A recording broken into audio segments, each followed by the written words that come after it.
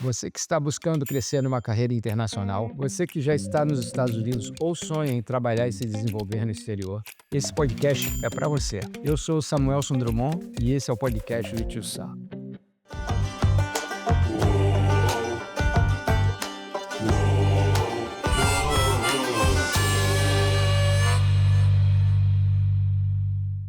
Este podcast tem caráter apenas informativo e educacional. Nada do que for dito aqui é recomendação de investimento. Invista sempre com responsabilidade e com orientação profissional. Uma coisa é como aquela cultura enfrenta os problemas e como essa cultura toma decisões. O problema é solucionado também é diferente. A maneira como as pessoas interagem em uma mesa de reunião ou dão ideias sobre um problema ou trazem o problema para você, ela é diferente. Eu acho que o que me moveu, principalmente, o que sim eu tinha e continuo tendo essa mentalidade é assumir novos desafios. E não importa quais, e por mais difíceis que eles sejam, né? Eu tenho o costume de acabar aceitando e não largando o osso, né? Assim, de, não, é para resolver, então vamos resolver isso. O tempo que levar e nós vamos analisar e vamos ver. Eu acho que foi isso que fez com que eu recebesse o convite para ir trabalhar no México. Para aqueles que ainda estão no Brasil procurando uma experiência internacional, eu acho importante preparação. Né? Se prepare para isso, né? Veja, assim, que áreas, funções, que tipo de atividade que realmente, assim, você teria interesse em ter, em se desenvolver e se prepare para isso, porque a oportunidade ela não cai do céu se você também não estiver preparado, porque você pode ter oportunidade, mas sem a preparação junto, essas coisas elas não caminham. Não dá só para achar que, ok, ele me abriu a porta, me conseguiu a vaga lá e achar que com isso, com a minha amizade que eu tenho aqui dentro da empresa, eu estou garantido, porque isso não. O podcast do Tio Sam é patrocinado pela Drummond Wealth Management, um multifamily office especializado na gestão de recursos do mercado financeiro norte-americano e também no planejamento financeiro, sucessório e tributário nos Estados Unidos. Olá, estamos hoje aqui com o André Rezende. O André é vice-presidente da Indorama. André, muito obrigado. Vice-presidente de RH, vice-presidente de recursos humanos da Indorama. André, muito obrigado pelo teu tempo, por estar aqui com a gente. E eu vou deixar você se apresentar com mais propriedade, falar um pouquinho de você e do que você faz hoje na Indorama. Obrigado, Samuel. Eu queria agradecer também o convite, né, de participar no dia de hoje aqui desse podcast. Como você falou, né, eu sou vice-presidente aqui da Indovinha, que é uma divisão da Indorama, hoje, né, como vice-presidente de RH. Tenho mais de 30 anos de experiência. Eu comecei minha carreira no Brasil, e sempre em RH. Trabalhei cerca aí de uns 17 anos no Brasil e para depois migrar, né, para o México. Recebi um convite para trabalhar no México como expatriado e gerente de RH ali. Fiquei 8 anos trabalhando no México para depois ser transferido para os Estados Unidos, lá em 2018. E eu tenho como 7 anos aqui, morando nos Estados Unidos. Né, comecei também quando vim para cá como gerente de RH, aí depois até chegar nessa posição que eu tenho hoje, como vice-presidente de RH. Então, são mais eu diria, minha carreira começou, já são 32 anos de RH, eu diria. Um prazer estar Uau, aqui. uau 3 décadas, hein? 3 décadas, passa É, voando. passa voando, é o que eu tenho de mercado financeiro, André. Comecei com 18 anos no mercado financeiro e pelo que eu vi do teu LinkedIn, você também tem uma carreira aí de longa data em recursos humanos. Conta um pouquinho para a gente sobre a Indorama, a Indovinha, o mercado, a presença aqui nos Estados Unidos, a origem da empresa. A Indovinya é uma empresa que vende especialidades químicas, é o que a gente chama de surfactantes. É uma empresa que está no início da cadeia produtiva, né? Então, a gente, através do óxido de etileno, nós fazemos ou fabricamos produtos que nós revendemos, nesse caso, para as empresas que são empresas conhecidas no mercado, né? Então, nós não somos uma empresa que vende diretamente ao consumidor, mas é uma empresa B2B, né? Uhum. Business to business, e que, por exemplo, a gente vende produtos que atendem o mercado de tintas, ou que atende no segmento de alimentos, ou soluções para crop solutions. Então, assim, nós temos hoje produtos que atendem mais de 40 segmentos de mercado. É um grande portfólio. A Indovinya nasceu de uma junção de várias empresas, em que a Indorama, né, que é a nossa matriz, a nossa, vamos dizer, a empresa mãe, né, que começou esse negócio, ela veio comprando algumas empresas, né? Então começou com a Old World, depois comprou uma divisão da Huntsman e finalmente comprou a Oxiteno no Brasil. Então a junção destas empresas fizeram com que a gente formasse a Indovinya. E hoje, assim, é um segmento onde a gente atua, é um segmento vital para o mercado, né?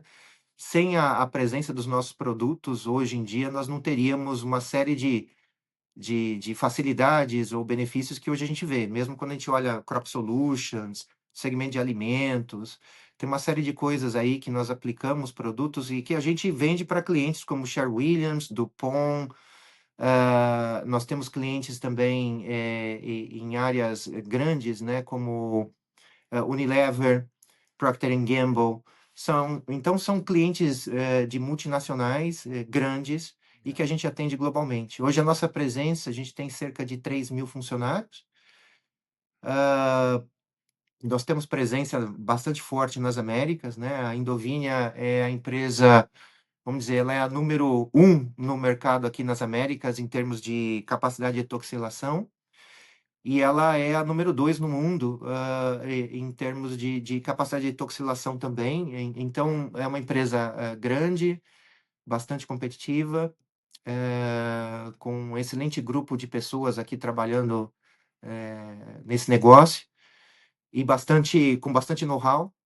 E a gente tem presença, como eu mencionei, né, nas Américas, México, Brasil, Uruguai, Colômbia, Estados Unidos,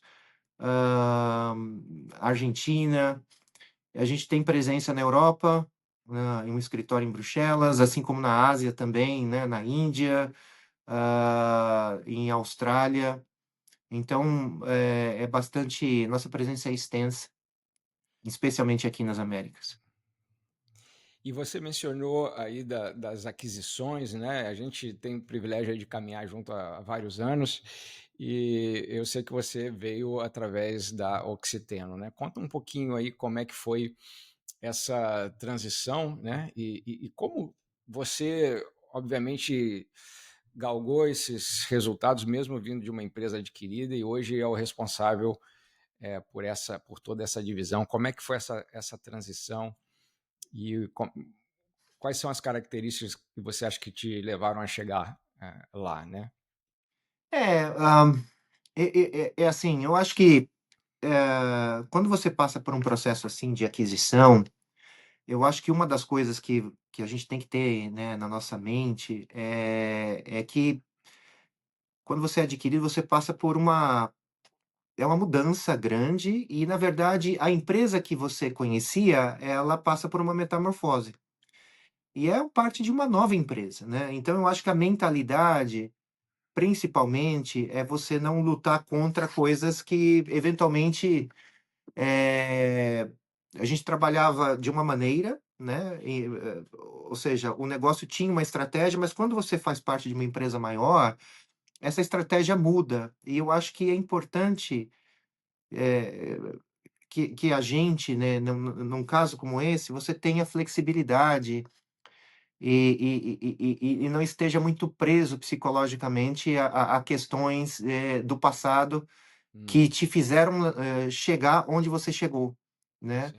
mas é muito mais ter uma mente aberta para o que vem, né? E isso Novo. significa, às vezes, quebrar algumas crenças ou mesmo adaptar processos para que você forme uma empresa mais forte, né? Porque esse é o objetivo. Eu acho que quando a Oxiteno foi comprada, nós aí adquirimos o negócio, né, como um todo, foi em prol de fortalecer o negócio, né, fortalecer a Indovinya, porque se a gente olhasse tanto para o portfólio de produtos quanto para o know-how das pessoas, era uma complementação muito grande em relação ao que a Indorama já tinha, né? Tanto que nós lançamos, a Indovinya é um nome novo, né, no mercado, e nós lançamos recentemente, nesse ano, né? Nós tínhamos um outro nome, Eu e a vi gente por aí. lançou isso porque é um brand, e a gente lançou esse nome exatamente com essa ideia, né? De que nós somos uma empresa forte, nós temos uma mentalidade única, nós somos uma Indovinya, mas foi com essa intenção. Acho que quando você é adquirido, acho que principalmente a mentalidade de que é uma nova empresa, você tem novas diretrizes, e é você ter a capacidade de não ficar muito conectado ou muito apegado a raízes, a situações que foram válidas em um certo contexto, mas hoje elas não são mais, né? E se adaptar a elas, né? E eu acho que e isso é muito a característica nossa também. Acho que todo mundo aqui É, tem essa característica, se adaptar adaptação. bastante. Acho que você mencionou aí a flexibilidade para uma nova cultura, né? A É, flexibilidade para uma nova estratégia, né, André?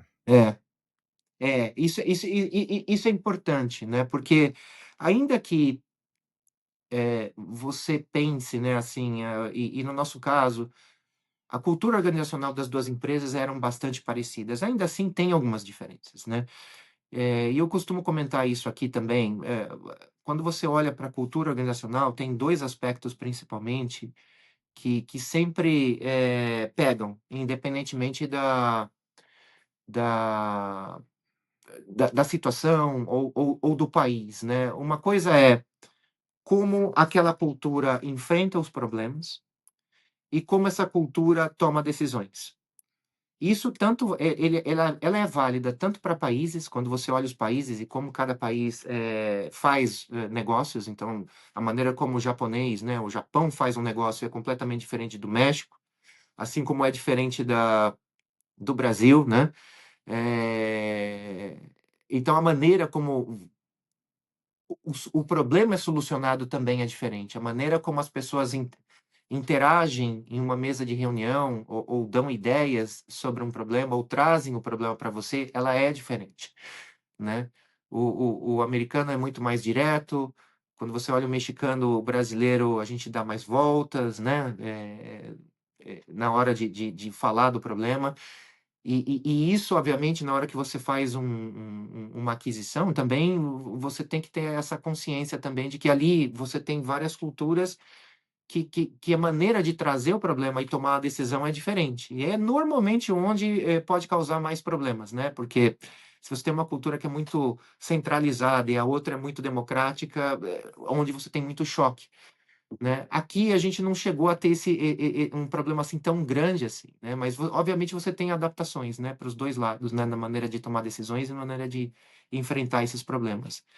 E isso é sempre um desafio, né? E quando você olha para países também, né? Se você vai trabalhar em diferentes países, é a mesma situação, né? A maneira como os seus subordinados vão trazer esses problemas para você, eles variam, né? Às vezes os problemas eles não são discutidos na mesa de reunião, às vezes são discutidos lá no cafezinho, né?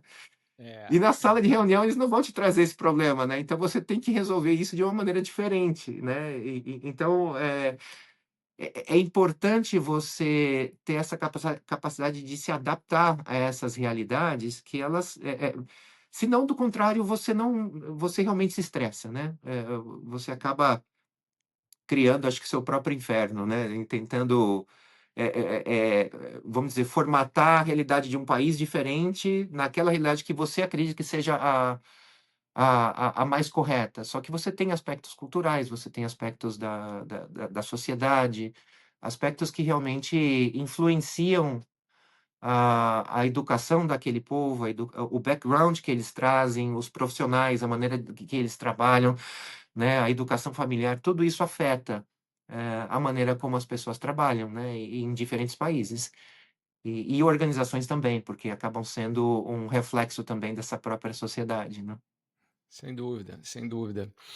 E você mencionou também sua passagem para o México, foi a sua primeira expatriação, não foi, André? Foi, foi exatamente, foi a minha primeira. E como foi essa saída do Brasil para o México? Como foi essa oportunidade? Foi algo que você já buscava, uma experiência internacional, ou foi uma oportunidade que simplesmente aconteceu? Olha, eu confesso assim, obviamente todos nós, temos ambições, né, profissionais, eu acho que qualquer um, né, que você perguntar, obviamente a pessoa tem ambições. Eu acho que eu não tinha, na época, eu não tinha uma mentalidade de trabalhar fora, né, mas, eu acho que o que me moveu principalmente, o que sim eu tinha e continuo tendo essa mentalidade, é assumir novos desafios. E não importa quais, e por mais difíceis que eles sejam, né, eu tenho o costume de acabar aceitando e não largando o osso, né, assim, de: "Ah, não, é para resolver, então vamos resolver isso, o tempo que levar e nós vamos analisar e vamos ver". Eu acho que foi isso que fez com que eu recebesse o convite para ir trabalhar no México. Eh, Obviamente, um processo desse de expatriação ou de trabalhar em outro país, ele passa por várias nuances, né, não é só o aspecto profissional. Eu já vi, casos em que a pessoa sim, né, o profissional tem interesse em trabalhar fora, mas a esposa ou o marido não tem, né, essa expectativa, seja por questões familiares, seja porque tem outro desafio profissional, né,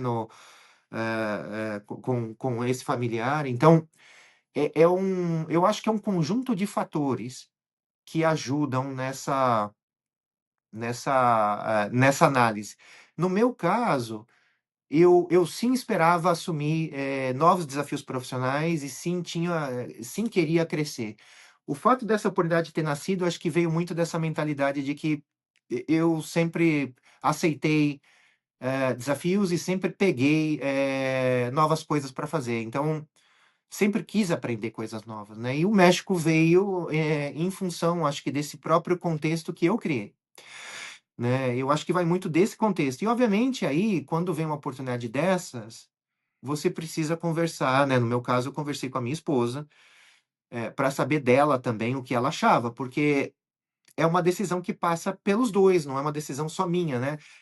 É diferente se eu tivesse recebido uma promoção no Brasil, né, e falasse: "Não, eu recebi uma promoção no Brasil", obviamente eu aceitaria, né, e talvez não tivesse que pensar muito, né, mas quando envolve um relocation, né, como a gente nesse caso eu tinha em mãos, eu precisava falar com ela. E, por exemplo, no meu caso, a gente não era nem casado, então, assim, para que eu viajasse para o México, a gente precisava casar, então, vamos fazer todo o processo, né, fazer toda a papelada antes, para que ela também pudesse ter o visto.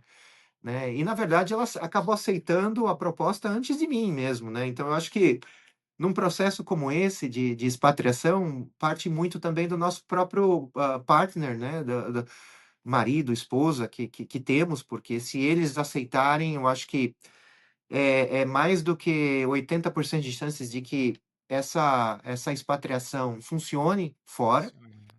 Eh, mas se você tem, né, um spouse que realmente não está aberto a essa experiência nova ou s pode ser por qualquer questão, pode ser por uma questão até familiar, etcétera, fica muito difícil desse profissional, viver, né, e realmente, aproveitar a experiência fora, entendeu? Fica bem, bem complicado, né. Eu já vi casos assim, é muito complicado, a pessoa no final acaba tendo que voltar, né. Verdade, verdade. A gente está acostumado a lidar com essas situações onde a falta de adaptação da esposa ou às vezes dos filhos, É, ela não você pode ser expatriado, mas acaba voltando rápido, ou às vezes nem vai, né, André? Às vezes nem vai porque, e nem vai. como você disse, né, a família toda precisa estar no mesmo barco, né? É, precisa, realmente precisa. E aí eu acho que um outro aspecto que se soma a isso também é a sua é a mentalidade, né, de todos, porque quando você se abre essa experiência de trabalhar fora, eh, uma das coisas que você precisa ter em mente é que a realidade que você conhece, ela muda. Então quando eu saí, de São Paulo e fui para a Cidade do México, e pra assumir essa posição, eh, a referência muda. E aí, assim, em termos de coisas, às vezes, básicas, né, por exemplo, alugar um apartamento, a maneira como você, né, negocia esse apartamento, ou a mecânica financeira que está por trás disso para pagar esse apartamento, né, ela é ainda que seja similar em algumas coisas, ela tem nomes diferentes, os tempos são diferentes, a maneira como você recebe as respostas, né, às vezes você está acostumado a um certo processo que as pessoas podem te dar uma resposta rápida, né, ou bastante resolvida, assim,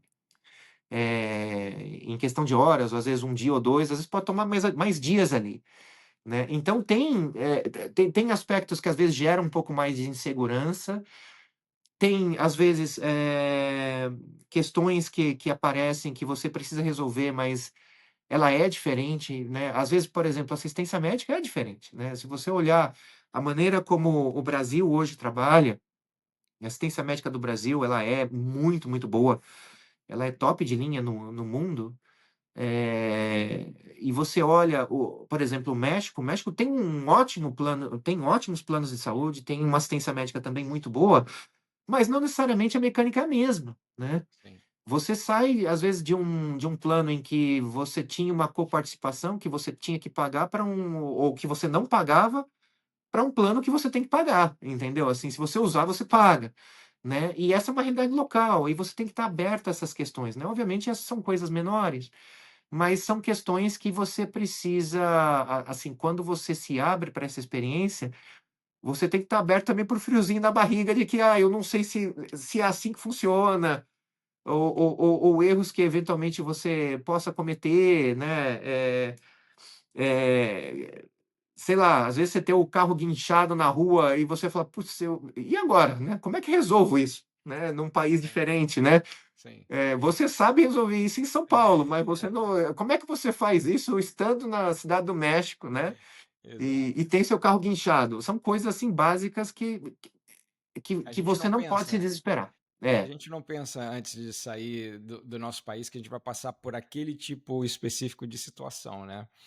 Eu não sei se mudou alguma coisa, mas a última vez que eu vi uma pesquisa de ranking de benefícios valorizado pelos funcionários nos Estados Unidos, o número um era o plano de saúde, você tem um bom plano de é, saúde, e o número dois é o benefício do 401k, né? Que para quem não é, conhece o que é o 401k, é uma previdência patrocinada pelo seu empregador aqui nos Estados Unidos, onde você é, normalmente coloca um percentual do seu salário bruto e a empresa coloca um outro percentual até um determinado limite.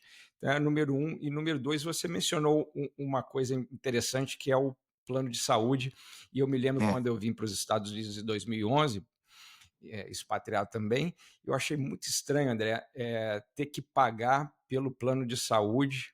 é, Primeiro que se desconta um valor, né, do seu é, salário é, referente ao plano de saúde, e a segunda coisa que me pareceu ainda mais estranha é que você ainda tem que pagar determinadas contas, porque a gente vem do Brasil acostumado a não ser descontado nada no salário pelo plano de saúde, é um plano nas grandes empresas normalmente que é totalmente gratuito e sem desconto.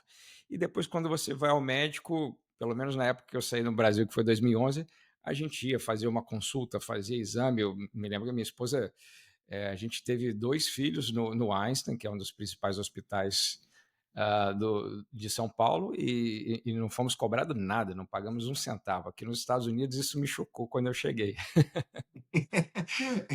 Não, realmente, choca um pouco, né. Eu acho que, é interessante, né, isso que você tocou, porque me faz lembrar, assim, né, eu acho que tem muita gente que pensa, né: "Não, a experiência fora é ótima", e realmente ela é boa, ela abre a nossa cabeça para uma série de coisas, experiências, né, e você tocou num ponto que é interessante, porque a gente pensa nessas coisas, a nova experiência, o que a gente vai ter, e aí de repente você topa com umas situações como essa, assim, do tipo: "Ah, eu não sabia que funcionava assim".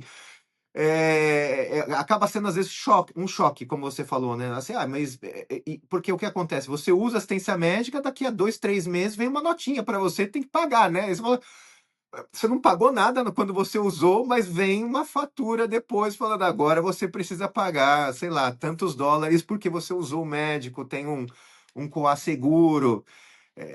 É E a gente não surpresa. põe a gente não põe isso na conta, né, porque a gente Não, não sabe, é aquela não. história, você não sabe aquilo que você não sabe, né, então, É, eu não tinha a menor ideia de que um plano de saúde ou que eu precisava negociar alguma coisa relativa ao plano de saúde, porque para mim o plano de saúde nos Estados Unidos seria a mesma coisa que eu tive no plano de saúde brasileiro, ou seja, zero de é. desconto e zero de copay ou de contas É extras, isso. né. Então, nem na minha negociação de expatriação nem falei sobre isso.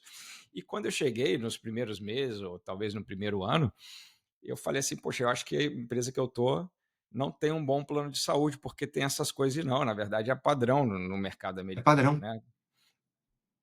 É isso mesmo, ele é padrão, né, então quando você vai, você estuda, por exemplo, uma oferta de expatriação, esses são pontos que você precisa entender um pouco, né, ao momento que você recebe uma oferta, o que está por trás daquilo, né, eu escuto assim, né, muita gente falando, né, mas, você recebe em dólar e tudo, né, pô, eu queria eu receber em dólar, né, mas a pessoa fala isso com a referência de que os custos estão em reais, né. Só que assim, os custos aqui Sim, também entram em dólares. Então quando você exato. recebe uma proposta de expatriação, é importante colocar esses custos assim, né, o que que entra também que eu tenho que pagar. Porque eh, os Estados Unidos, por exemplo, ele é diferente do Brasil, quando a gente olha para a questão de serviços e bens de consumo. Nós brasileiros, a gente está acostumado com os bens de consumo que no Brasil, normalmente, eles são muito caros, né? E aí você olha nos Estados Unidos e fala: "Nossa, mas aqui está bem mais barato, não tem a carga de impostos que nós temos". É verdade, só que em compensação os serviços são muito mais caros do que você tem no Brasil. Então, no momento que você recebe uma proposta de expatriação, essas coisas têm que ser analisadas, porque muito da assistência médica, dos descontos que a gente recebe, paga, ou essa fatura que você recebe, né, via correio depois de 2, 3 meses que você usou assistência médica, ela está atrelada ao serviço, e o serviço é caro, né. E aqui, obviamente, você tem uma infinidade, você tem várias opções de assistência médica que você pode, dependendo da empresa em que você trabalha, ela te oferece, 2, 3, 4 opções de assistência médica, o que é diferente também do Brasil, que normalmente você tem uma assistência médica oferecida pela empresa, que é padrão. E aqui você paga por isso, né, dependendo do tipo de assistência médica que você quer, dependendo também do uso que a sua família e você vai fazer, você tem que pensar qual é a assistência médica que essa empresa, né, ou vamos dizer, a empresa oferece nos Estados Unidos. Porque isso conta. Se você tem uma família que é saudável, talvez um plano que tenha um desconto menor, ainda que você pague um pouco mais lá na ponta, se tiver alguma coisa, às vezes vale mais do que você pagar um plano que Sim. que que tem um desconto maior, mas que na verdade você vai usar pouco, né. Mas o inverso é verdadeiro também, se eu vou usar muito, um desconto às vezes maior com um copay menor, ele vale mais a pena, né, ou pelo menos dedutível, né, que você tem que pagar ali. Essas são coisas que, assim, são detalhes que você Sim. começa a entrar. E são coisas que eu te É, confesso que eu demorei, para entender na integralidade, é, e só foi é, realmente entender a fundo depois que eu fui estudar para o CFP, como Certified Financial Planner, você tem que estudar vários aspectos das finanças, inclusive a diferença de todos esses planos, né, como cada é, um funciona, para até ter uma conversa inteligente com o seu cliente financeira sobre qual plano ajudá-lo, né, a escolher o plano adequado. E André, conta para mim um pouquinho, vai ser interessante esse nosso bate-papo, porque você é head de recursos humanos expatriado, né? Então você vai poder dar perspectiva aqui para gente de um Uhum. expatriado nessa área de recursos humanos, que normalmente é a área com quem você negocia a expatriação, os É, benefícios, né? Então a gente vai ter é. um insider aqui hoje para o tema de expatriação, né? E conta para gente um pouquinho do início da tua carreira no Brasil, da tua formação profissional e como é que foi essa evolução da sua carreira até chegar na expatriação para o México. Rapidamente aí um resumo.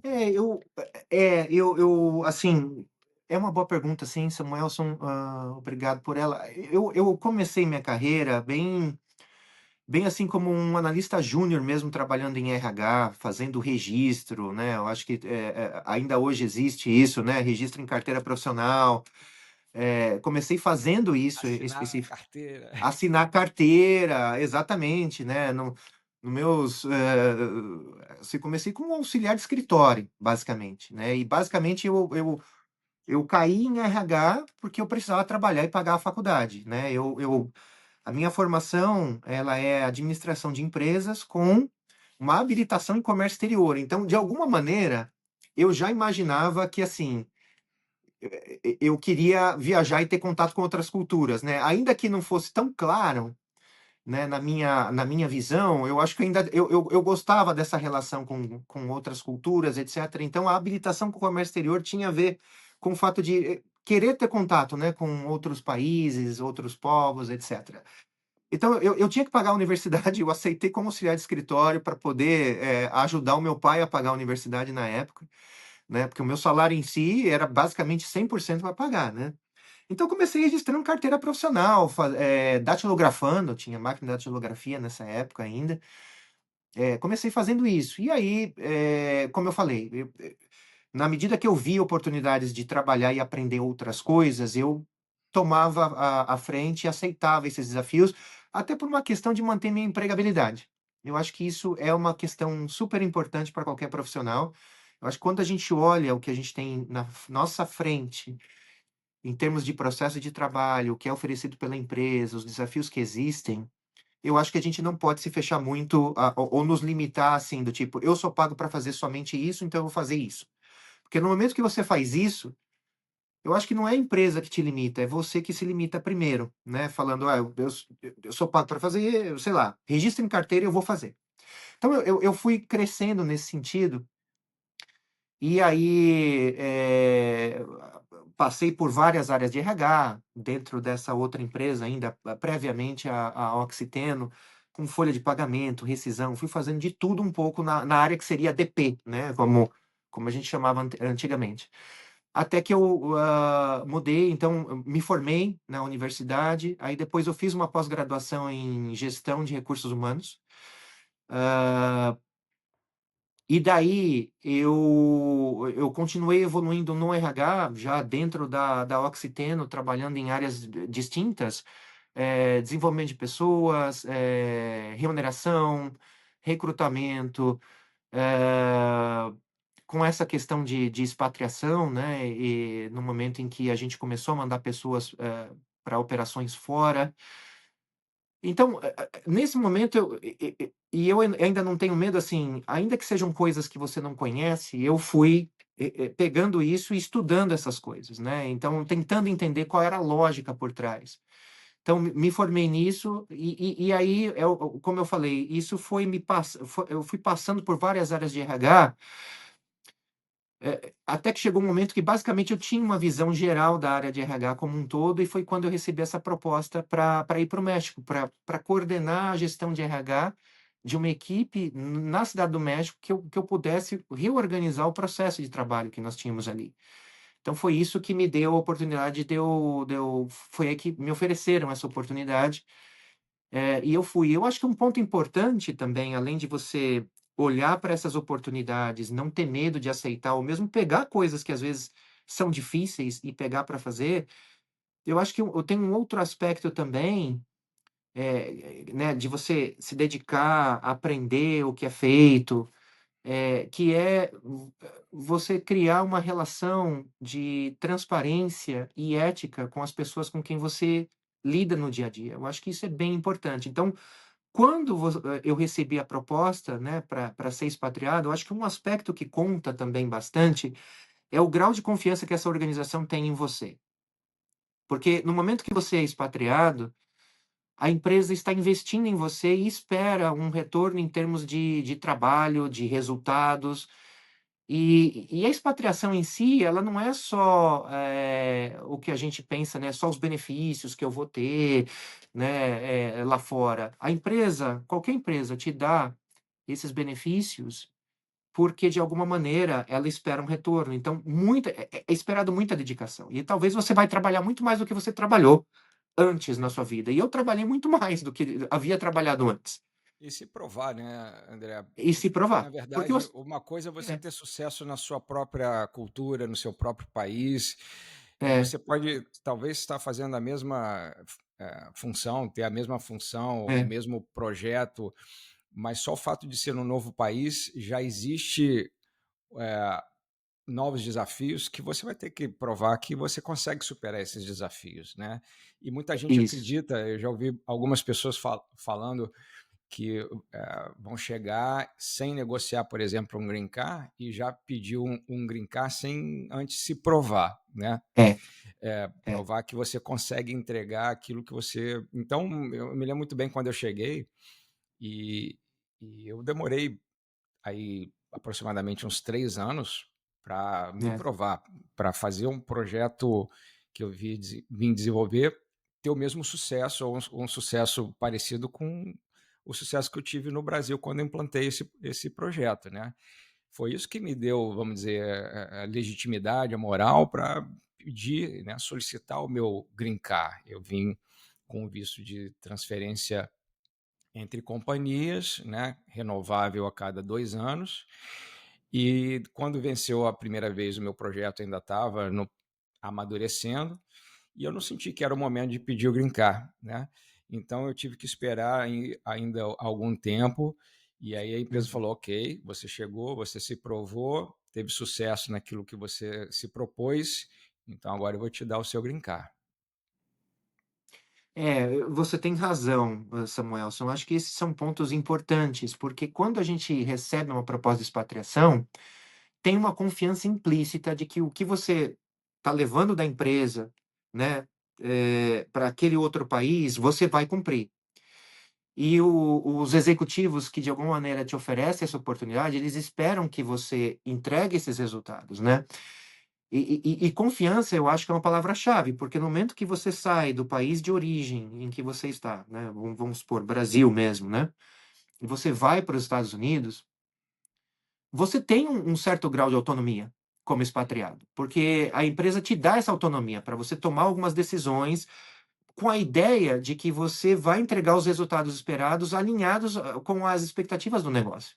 Então, chegar já querendo bater de frente, assim, do tipo, não, eu preciso do green card depois de 2, 3 meses, um processo de expatriação, ou mesmo de localização, né? Porque a expatriação, às vezes, ela é cara e muitas empresas preferem a localização, né? E já te manda localizado. Mas um processo como esse, o que se espera é que você tenha a oportunidade de aprender da cultura local, de resolver um problema que existe ali, naquele processo, ou então até melhorar um processo de trabalho que já existe, com a expectativa de entregar alguns resultados. E o que você falou, você tem que se provar, às vezes tem que trabalhar muito mais do que antes, porque as pessoas naquele país onde você chega, como os Estados Unidos, por exemplo, elas não te conhecem. É um espaço que precisa ser criado, ainda que seja dentro da mesma empresa, né? E aí o green card, ou mesmo a expectativa de renovar o visto de trabalho, elas vêm com o tempo, na medida em que você prova que realmente Se você está prova, né? entregando aquilo que se espera. Eu já vi casos, às vezes, que a pessoa recebe a proposta, ela vai trabalhar naquele país, né? Mas aí ela tem. as decisões, a maneira de tomar algumas decisões não necessariamente se alinham com o que a empresa espera. E aí a pessoa recebe um feedback de que, olha, precisamos que você volte, porque você precisa de uma supervisão mais próxima, né? Eu ia falar cercana, né? Misturando um pouquinho espanhol, mas assim, você precisa de algo que é uma liderança muito mais próxima, porque trabalhando longe pressupõe que você tem uma senioridade, um grau de autonomia e que você vai tomar decisões corretas para o negócio, né? E eu Verdade. acho que isso é super importante quando você recebe uma proposta de expatriação. Essas propostas, elas não chegam por mágica e muita gente quer, mas poucas recebem hoje em dia por causa disso, porque tem muito a ver também com a confiança que eu tenho nessa pessoa trabalhando fora, sem uma supervisão próxima. Às vezes o líder está em outro país, às vezes o líder está na Europa, né? Você trabalha Sim, nos Estados Unidos, ou às vezes o líder ainda está no Brasil, você vai trabalhar aqui. Então você não vai ter esse contato tete a tete todos os dias, né? Eu acho que esse sim. é um aspecto super importante e que vem com o tempo. Então, é, no meu caso, ainda tive a oportunidade, quando eu vim para os Estados Unidos, eu fiz um MBA, né? Também aqui, então tive a oportunidade de estudar, né? E aí a empresa também me ajudou com isso. E é algo que você ganha por merecimento também, não é algo que simplesmente você Sim. pede sem entregar os resultados. A empresa não É. vai fazer, né? E eu quero entrar mais a fundo nesse assunto do MBA, até porque tive o privilégio aí de conviver com você durante esse processo, Uhum. para aprofundar um pouquinho mais sobre o assunto do Green Card, né? É, Porque quem vem para os Estados Unidos normalmente vem com a cabeça de ficar, né? O é, objetivo final normalmente não é só ter uma experiência, mas ficar é, aqui, permanecer aqui. Então, normalmente as pessoas vêm com algum tipo de visto de trabalho, mas o objetivo final é ter o Green Card, que te dá uma tranquilidade e se tudo der certo, a gente não vai entrar hoje aqui sobre as políticas atuais, nem nada disso, mas se tudo der certo, depois de um certo tempo, com o Green Card, 5 anos, você pode aplicar para a cidadania americana e aí a sua entrada e saída do país já não obedece aquelas regras de Green Card, de ter que ficar no mínimo 6 meses aqui, nada disso. Então, o objetivo é Green Card para que, pós Green Card, você possa aplicar para a cidadania americana.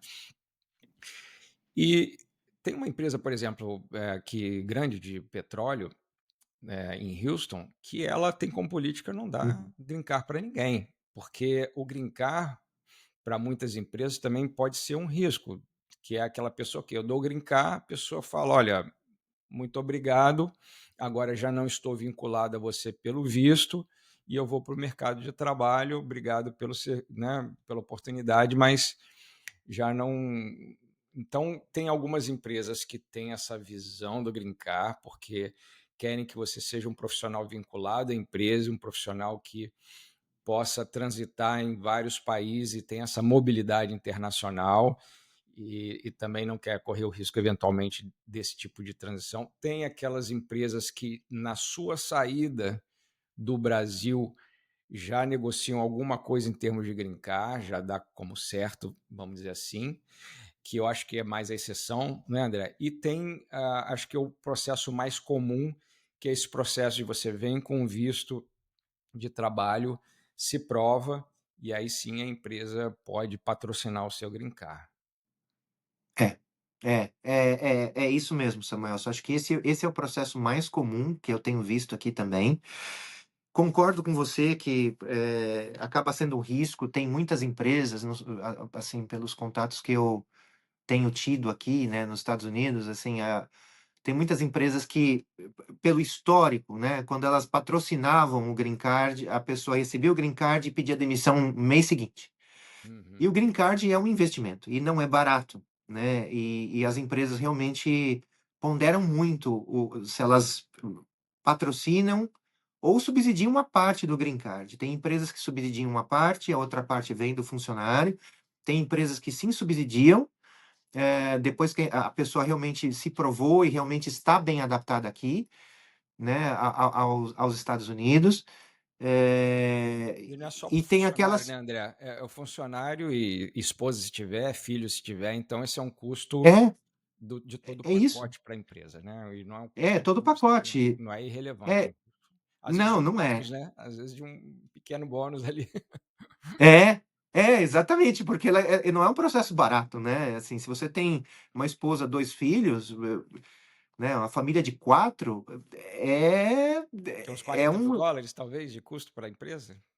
Entre advogado, documentação, olha, eu acho que chega a uns 20 mil, assim, acho que 20 talvez mil, 40 mil, mas uns 20 mil, acho 20 que mil. chega, 20.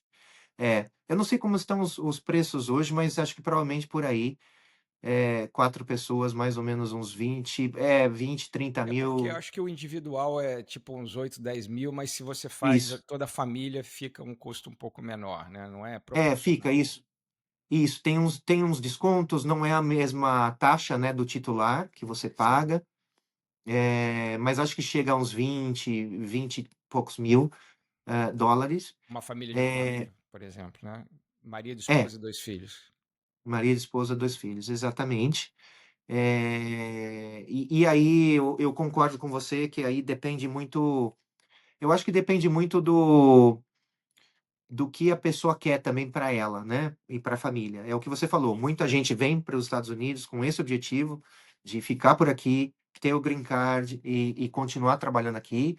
É um mercado de trabalho bastante competitivo, né, é um mercado que tem pleno emprego, né, aqui, diferente do Brasil, você tem muitas oportunidades. Então, eu acho que é um investimento que a pessoa, principalmente, precisa pensar, né, assim: "Eu vou fazer com esse objetivo", e eu acho que independentemente da questão se a empresa paga ou não paga, eu acho que é uma coisa, assim, pessoal mesmo. Eu quero fazer por questões, realmente é o meu objetivo, eu vou fazer. E eu tenho visto muita gente fazendo isso mesmo, né, preferindo aplicar, mas o processo natural, ele passa realmente por um visto de trabalho, você se prova e depois entra no green card, né, nesse processo que aí varia o tempo em que você pode conseguir o green card, mas normalmente o que eu tenho visto aqui é as empresas ou elas subsidiam uma parte, ou as empresas que subsidiam tudo, né, e paga 100%, você tem uma espécie de um clawback, ou seja, eu Isso para a pago, mas empresa, você até um precisa ficar. determinado tempo você paga Isso, novamente para a empresa, isso, você exatamente. paga de volta para a empresa. Exatamente. Se você sair antes desse período, você vai precisar pagar todo o investimento que nós fizemos, né. A gente acaba deduzindo isso da rescisão do funcionário, ele tem que pagar de volta, né. Esse é um outro approach que eu vejo as empresas fazendo. Tem o approach de pagar, 50%, e tem o approach de que não paga. Realmente, cada negócio tem a sua determinação, né, tem a sua maneira Sim. de fazer isso, né, em função da quantidade de pessoas, etcétera, e o tamanho do investimento que isso envolve. Mas é assim mesmo, eu Eu não concordo. tenho números, mas, assim, uma estatística informal, eu tenho a sensibilidade que hoje é muito mais comum a pessoa fazer o processo de green card em paralelo, né, Isso. que é É, possível, mais até do que a empresa patrocinar o green card, hoje em dia, né. eu eu também percebo assim, Samuel, é muito mais a pessoa fazer em paralelo, ela acabar tomando a decisão disso, né, pelos objetivos, né, da família, o que eles querem. Eh, sim, eu acho que é importante, mas pelo aspecto pessoal mesmo, né, não esperar. É você realmente tomar as rédeas da sua carreira e do que você quer fazer, dos seus objetivos, do que esperar que a empresa te ofereça, né. Eu acho que sempre é uma questão a ser discutida, né, com o seu líder, sempre, o que que a empresa tem, o que que ela oferece, o que não oferece, mas eu acho que isso não pode ser um freio para aquilo que você quer, né. Se você realmente quer ter o green card, eh, sim, você pode aplicar em paralelo, sem esperar. E você comentou também no seu MBA, fala um pouquinho para a gente desse processo e quanto que isso foi, se isso foi um diferencial para você hoje ocupar essa posição de tanta relevância dentro Foi. da empresa. Eu acho que foi, eu acho que sim, me ajudou bastante, porque esse foi um MBA, também com o objetivo de me preparar para esse passo, né, como vice-presidente de RH. E quando eu fiz, exatamente foi com o objetivo de que eu precisava de mais desafios, né, então, precisava me preparar melhor. E o MBA, ele traz também, assim, os contatos que você desenvolve aqui nos Estados Unidos, né, Network, né? o fato também de você ter a oportunidade de discutir, questões, porque o meu MBA foi focado em RH, né, gestão estratégica de RH. Na E ele Cornell, permite que certo? você. Cornell Oi? University? Na Cornell Cornell University. University. Isso, foi pela Cornell University. E é uma oportunidade única, porque, assim, o MBA normal, tradicional nos Estados Unidos, ele requer um investimento de tempo, assim, de 1 a 2 anos, em que a pessoa realmente fica no campus, né? Estuda no campus e basicamente a pessoa não trabalha, ela só estuda, né? Esse é o conceito mais tradicional que nós temos aqui de MBA nos Estados Unidos. E pela Cornell, eu tive a oportunidade de fazer isso online, então eles é um MBA que eles fizeram um blend, eles misturaram, né, o conceito do MBA, em que você passava uma semana de residência no campus, durante o programa era de 18 meses, então eu tive a oportunidade de passar 3 semanas, foram 3 oportunidades de residência ao longo do programa. Então, isso é muito bom, porque você tem a oportunidade de respirar e viver um pouco o que é o ambiente universitário aqui nos Estados Unidos. Você desenvolve contatos com outros profissionais de RH que são top de mercado, top de linha, e você também tem a oportunidade de escutar de professores, executivos de RH de grandes empresas, quais são as práticas de mercado que hoje eles estão utilizando, as estratégias de RH que hoje eles utilizam, né, para retenção de pessoas, desenvolvimento, etc. Então, ah, esse MBA, sim, me ajudou muito, porque eu tive a oportunidade de, quando eu estava terminando o MBA, que eu me formei, foi quando nós adquirimos a Oxiteno, né, e foi quando eu entrei, basicamente eu já estava terminando já esse período. E isso me alavancou bastante, me ajudou bastante a trazer também a desenvolver essa visão generalista de RH, que eu já trazia muito da prática, para a parte conceitual também, né? E o que me ajudou bastante, porque o MBA traz muitas ferramentas que você, dependendo da situação que você vive no seu ambiente profissional, você pode utilizar. Com Eh, certeza. en então sim, ajudou muito nesse período. Você Foi 1 ano e meio. comentou. Intenso, eu diria. Foi É, intenso. a Foi gente tem uma intenso. história parecida com relação a isso, André, porque eu comecei também com 18 anos, comecei no Banco Pactual, antes de ser BTG Pactual. O Pactual nessa época tinha 120 pessoas, né? E eu brinco que eu comecei ali servindo cafezinho para os fundadores, o Paulo Guedes, André Jacuzzi, Luiz César Fernandes, Sérgio Bronfman, o pessoal que fundou o Pactual, né? E eu ali nos primeiros meses de faculdade ainda, fazendo administração na UFRJ, e o Luiz César Fernandes tinha sido office boy no Bradesco, começou como office boy no Bradesco, né?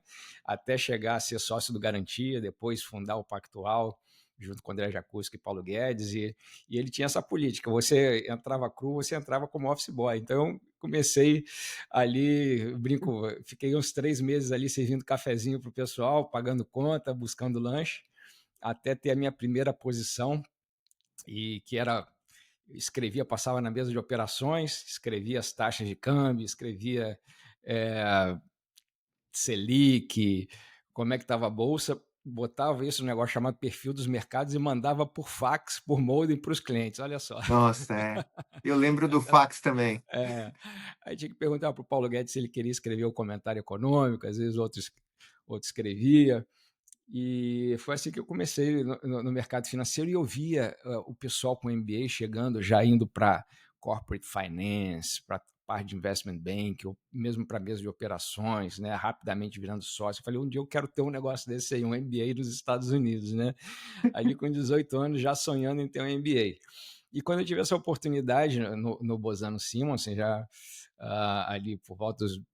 Tinham que nessa época 22, 23 anos, eu estudei que nem um maluco. Eu falei, é a minha oportunidade aqui de fazer um MBA fora.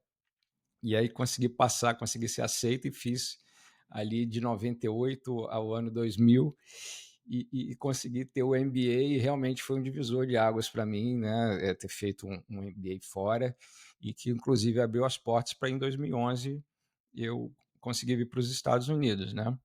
Então essas oportunidades, elas realmente, quando acontecem, né? Tem que É, tem que quando aproveitar, né, André? tem que aproveitar, exatamente, né? Porque, assim, é o que eu falei, né? A questão de o objetivo é manter, né, e ganhar a empregabilidade. Então, quando eu comecei o MBA, foi com essa ideia de que eu gostaria de assumir um cargo mais complexo. Então, quando eu termino com a aquisição, né, que nós fizemos da própria Oxiteno, e aí eu me juntei ao que hoje é a Indovinya, isso me ajudou muito a galgar os postos que eu passei, porque eu passei de gerente para diretor, diretor para VP, uma questão assim de ano e meio, basicamente, né, desde a aquisição.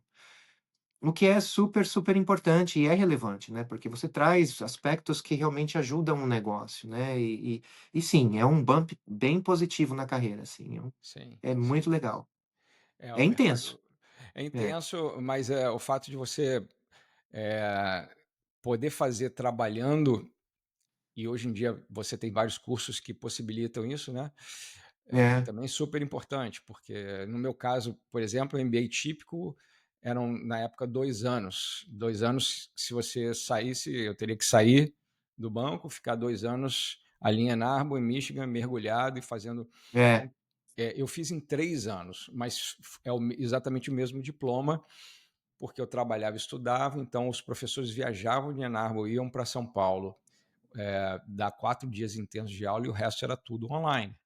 E aí vim para Ann Arbor fazer 3 meses, é, 5 matérias eletivas. Foi o que eu passei na universidade, foi isso. três é meses. bem, bem parecido com o que eu passei também. Assim, foi exatamente isso. Muito do que era online e você tinha 3 semanas ali, ou basicamente, né, uma semana a cada semestre para ali era full time, começando sábado, terminando basicamente quase domingo, assim, mas full time. Sim, sim. É, André, queria te perguntar agora, como é que você vê a evolução dessa função de recursos humanos? Você que tem aí mais de 25 anos nessa área, como é que você viu essa função de RH evoluindo, né? E também falar um pouquinho para a gente de como a inteligência artificial tem impactado as empresas, né? Talvez aí até dar alguma dica de como o profissional hoje deveria incorporar determinadas técnicas ou software ou conhecimento de inteligência artificial, ou quais são as funções que talvez estejam desaparecendo, outras surgindo. tá. Eu, assim, em termos de RH e evolução, eu acho que o RH hoje deixou de ser aquele DP, que era, né, na década de 80 ou 90 ainda, quando eu trabalhei, comecei a trabalhar, né, saiu muito desse aspecto de somente processar folha, para o que é hoje, que é um RH mais estratégico, no aspecto de pensar as habilidades, conhecimentos que os nossos funcionários têm e o que falta para o negócio, né? E como que a gente pode desenvolver essas competências para que o negócio possa evoluir e se tornar sempre competitivo, relevante nesse mercado de trabalho. Eu acho que tem esse aspecto e tem um aspecto também da gente balancear um pouco o próprio funcionário, né? Eu acho que não é a empresa 100%, mas também não é o funcionário 100%, né? O profissional de RH hoje em dia tem que manter um balanço assim muito,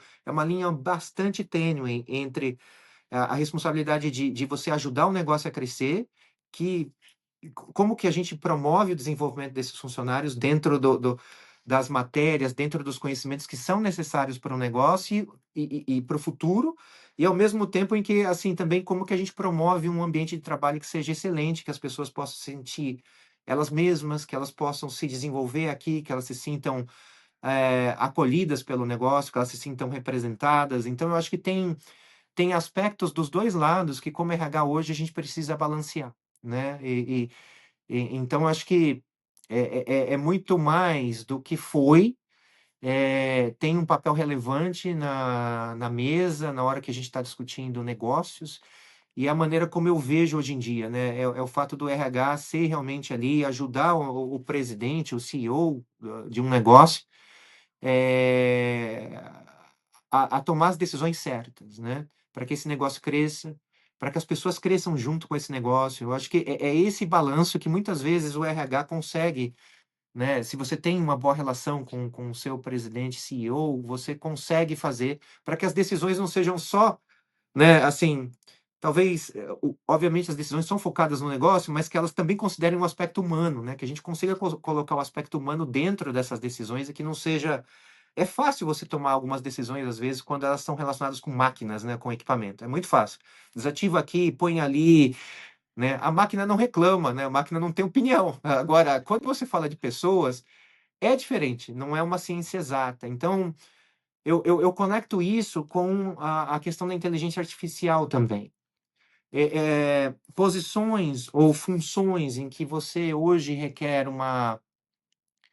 é, vamos dizer, que você requer um tipo de análise que não é uma análise assim muito sofisticada ou mesmo que não requer experiência, mas é que uma análise assim, vamos dizer, repetitiva, no dia a dia. Essas são posições que praticamente eu acho que a IA, de alguma maneira, vai tomar frente, porque ela aprende muito rápido, né? Mas eu acho que a IA, ela, ainda que ela tome a frente em posições que hoje são muito repetitivas, muito laboriosas e que requerem muito tempo, né? Para você gerar um resultado, a IA sim vai tomar, mas eu acho que ela também vai criar oportunidades para outras coisas. Eu não acho que a IA vai eliminar emprego, eu acho que ela vai criar oportunidades. Ela pode eliminar empregos em certas áreas e ela cria em outras, né? Por exemplo, se você olha os advogados e olha IA, a IA hoje ela vai ajudar o advogado não a escrever um contrato. Não é isso que a IA. Ou seja, se eu olhar assim, a IA fala, a IA vai tomar o lugar do advogado? Eu não acho que vai.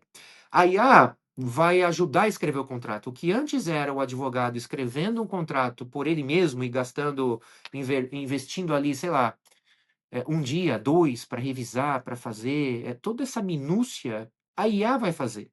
Só que o advogado vai mudar o skill, né? Quase é uma mudança de skills. Ao invés dele gastar esse tempo pensando em como escrever o contrato, ele vai gastar o tempo dele analisando esse contrato para ver se tem fit com aquele cliente, com aquele negócio que a gente precisa firmar aquele contrato, né? Então eu acho que aí é onde está a oportunidade, né, de fazer com que essas pessoas, essas posições sejam mais produtivas, né? Então eu acho que ela ocupa um espaço, mas eu tenho dúvida, assim, em muitas das funções, se ela ocupa 100%. Ela vai ocupar para posições, obviamente, que são muito, muito operacionais no aspecto de que você realmente não depende muito do ser humano para fazer certas análises, porque elas são repetitivas demais. Certo. Aí eu acho que ela vai tomar o espaço. Mas eu acho que para posições em que você requer, além do trabalho laborioso, né, operacional, de você ter que criar alguma coisa, eu acho que ela ocupa esse espaço, mas o espaço de analisar, de você olhar para, mesmo dentro do RH, né, assim, você tem a IA, vai ocupar um espaço aonde? Quando você fala de data analytics, Sim. basicamente, né? Ela vai te trazer dados que antes você precisava de analistas para fazer. No entanto, você precisa dos analistas para analisar esse dado e falar que conclusão a gente tira aqui. A IA pode tirar conclusões, mas não necessariamente elas são corretas Sim. para a realidade de negócio que nós temos. Então a gente vai precisar de gente nesse Precisão, sentido. né? O accuracy que a gente chama aqui, né? É o accuracy, é tomar Condição. a decisão. Eu acho que essas são questões que ajudam a aumentar a velocidade para tomar a decisão. Ao invés de você esperar uma semana para ter os dados, para poder olhar, para poder tomar uma decisão, isso provavelmente acontece em dias, né? Sim. Então, assim, se você tiver alguém, uma posição que, por exemplo, a pessoa só faz a apresentação em PowerPoint, essa posição, obviamente, não existirá mais, porque hoje você usa Copilot, usa várias apps que elas fazem a apresentação para você, né? Então, você não precisa ter alguém ali para isso, mas você precisa ter alguém que olhe essa apresentação e fale, bom, eu preciso olhar se essa audiência realmente tem a ver com o que essa IA trouxe para mim, né? Muito bom, André, muito bom. Muito rico aí, obrigado pelos seus insights. André, Imagina. uma brincadeira rapidinha aqui, um hobby, Um hobby é viajar. Adoro viajar. viajar. O lugar mais bonito que você já visitou? O mais bonito que eu já visitei, eu acho que, eu tenho vários, mas, o mais bonito que eu já visitei, assim, que eu gostei muito foi Barrancas del Cobre, no México. Um livro, uma recomendação de um bom livro.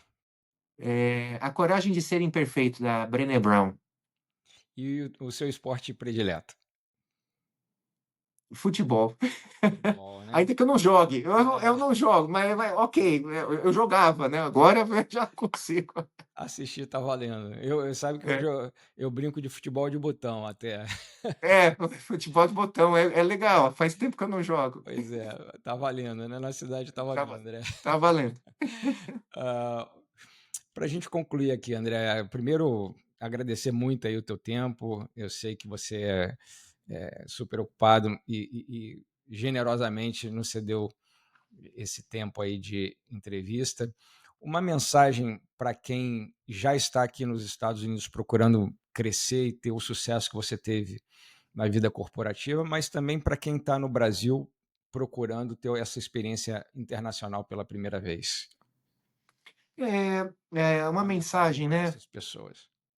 É, o que eu posso falar é assim, para aqueles que ainda estão no Brasil procurando uma experiência internacional, eu acho importante preparação, né, se prepare para isso, né. Veja, assim, que áreas, funções, que tipo de atividade que realmente, assim, você teria interesse em se desenvolver e se prepare para isso, porque a oportunidade ela não cai do céu se você também não estiver preparado, porque você pode ter oportunidade, mas sem a preparação junto, essas coisas elas não caminham separadas, né. Eu acho que é importante, para quem está nos Estados Unidos procurando também, eu acho que vale o mesmo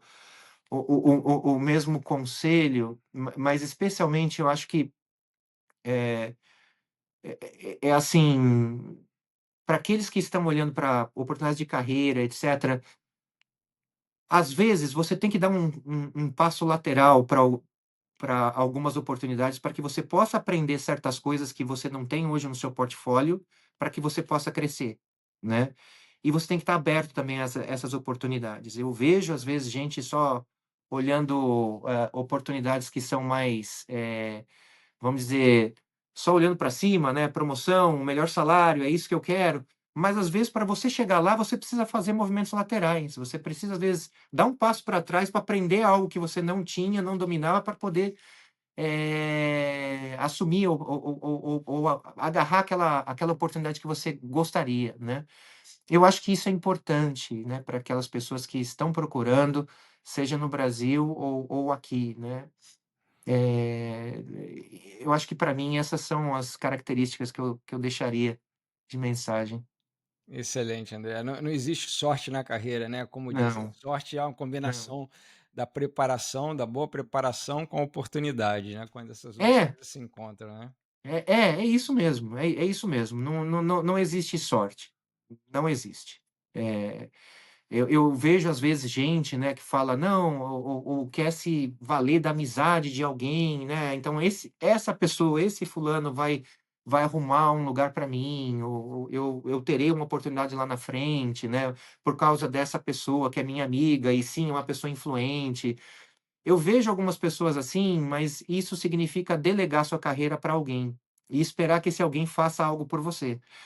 Só que isso não chega na velocidade que você gostaria, entendeu? Isso não vai chegar. E às vezes eu já vi, às vezes chega, essa pessoa chama, Mas se você não está preparado, se você realmente não tem clareza do que você quer, no momento em que essa pessoa vai embora, que é o seu amigo, amiga, sei lá, que é influente, no momento que eles vão embora, você fica à mercê, porque você não tem a preparação, você não tem, né, e a pessoa acaba saindo também, ou por N outros motivos, acontece alguma coisa, a pessoa sai. Eu acho que isso não é saudável para aquela pessoa que quer realmente crescer. Eu acho que tem que crescer com seus próprios esforços, com o seu conhecimento e a sua dedicação, e não esperar outros, não esperar por outros. Isso não funciona, né.